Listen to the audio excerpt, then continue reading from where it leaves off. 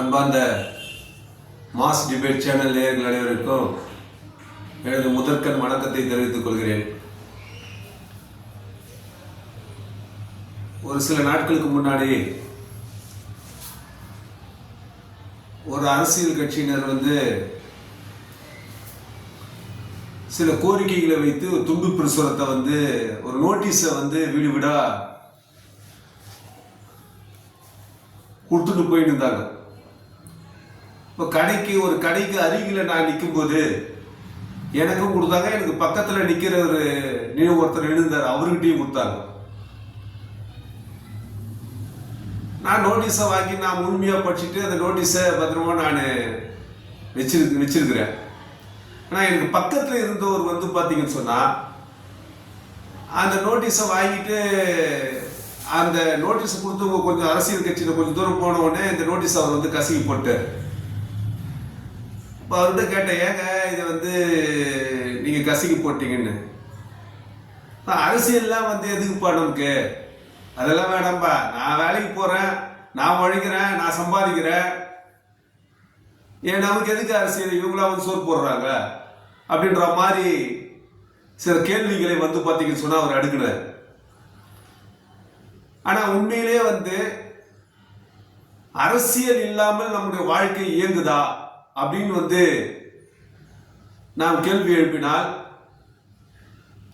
நாம் காலையில தூங்கி எழுந்ததிலிருந்து இரவு தூங்க போகும் வரைக்கும் நம்முடைய வாழ்க்கையினுடைய ஒவ்வொரு நொடியிலையும் அரசியல் கலந்துருக்குது. நம்ம வேண்டாம் அப்படின்னு சொன்னாலும் அது நம்மளை விடாது.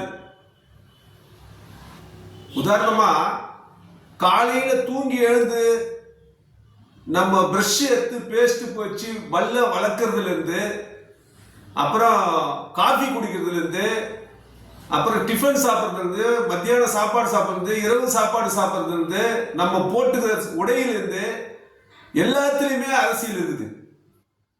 அதாவது நாம பயன்படுத்தக்கூடிய ஒவ்வொரு பொருளுக்கும் நேரடி வரி, மறைமுக வரி என்பதை ஒவ்வொரு இந்திய நாட்டினுடைய ஒவ்வொரு குடிமகனும் செலுத்துறோம். இந்த வரியை தீர்மானிக்கிறது யாருன்னா அரசு தான். இப்போ உதாரணமா 2014 கேஸ் சமையல் எரிவாயுடைய விலை 400 ரூபாய்க்குள்ளதான் இருந்தது. இப்போ அது 1000 ரூபாய். அப்போ ஒரு குடும்பத்தினுடைய செலவுல கூடுதலா இந்த 10 வருஷத்துக்குள்ள 600 ரூபாய் பாத்தீங்கன்னா கூடுதலா செலவு ஏறுது. அதே மாதிரி பெட்ரோல் பாத்தீங்கன்னு சொன்னா ஒரு லிட்டர் 55 ரூபாய் இருந்தது 2014. இப்போ இந்த 10 வருஷத்துக்குள்ள பாத்தீங்கன்னு சொன்னா 100 ரூபாயா 102 ரூபாயா பாத்தீங்கன்னு சொன்னா மாறிக்குது. அப்போ ஒரு லிட்டர் பெட்ரோல்ல நம்ம கூடுதலா 40 ரூபாய் நம்ம கொடுத்துட்டு இருக்கிறோம். இந்த பெட்ரோல் டீசல் மீது கலால் வரி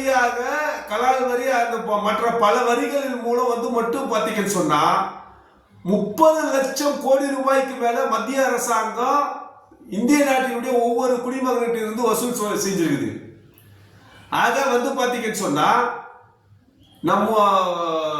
நம்ம வேண்டாம்னு சொன்னா கூட அரசியல் என்பது நம்முடைய வாழ்க்கையில ஒவ்வொரு நொடியிலும் காலைல எழுந்ததுலேருந்து நைட்டு தூங்க போறது வரைக்கும் நம்ம கலந்துருக்குது. உலகத்தில் நடக்கக்கூடிய போர்கள், போராட்டங்கள் அனைத்திலும் பாத்தீங்கன்னு சொன்னா அரசியல் என்பது இருக்குது.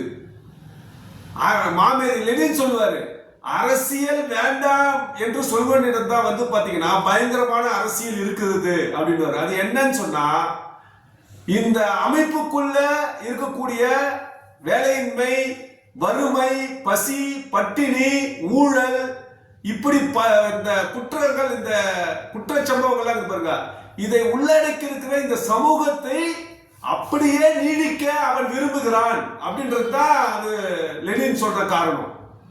அதே பாத்தீங்கன்னு சொன்னா அரசியல் என்பது ஒவ்வொருடைய வாழ்க்கையிலையும் அது கலந்துருக்குது அப்படின்றது தான் நம்ம கவனத்தில் எடுத்துக்கொள்ளணும்.